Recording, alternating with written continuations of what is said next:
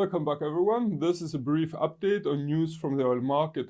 Crude oil moved higher yesterday and today in the European session after the AP weekly crude oil stocks reading indicated a 500,000 barrels drawdown regarding the previous week. Yet news from OPEC's group officials and the US front still continue to drive interest for oil traders as they rush to make decisions on possible movements of the commodity's price. To start with, OPEC's General Secretary Mohammed Barkindo, with comments made very recently regarding US shale oil production, claimed that non-OPEC production will be on the decline in 2020.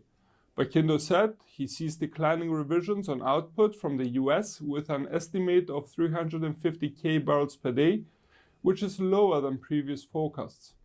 If the plans for the OPEC Plus group are to keep up curbing production for 2020, then a significant reduction in output by the US may offset OPEC's intentions to cut down further.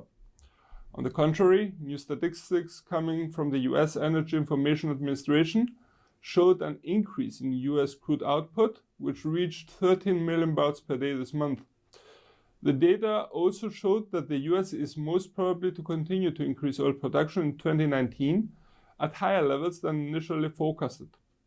In addition, the oil market has been lacking volatility for most 2019. By this we mean not many price swings have been observed during the past year, as crude oil, for example, has been trading for most of the time between the $56 and $50 per barrel.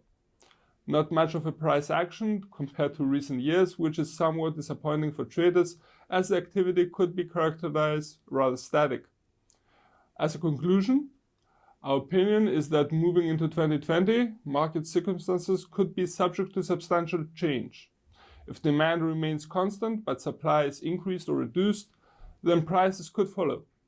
Then again, geopolitical unresolved matters like Iran's nuclear activities increase the risk of tensions in the Middle East, which may not be priced in by the market so far.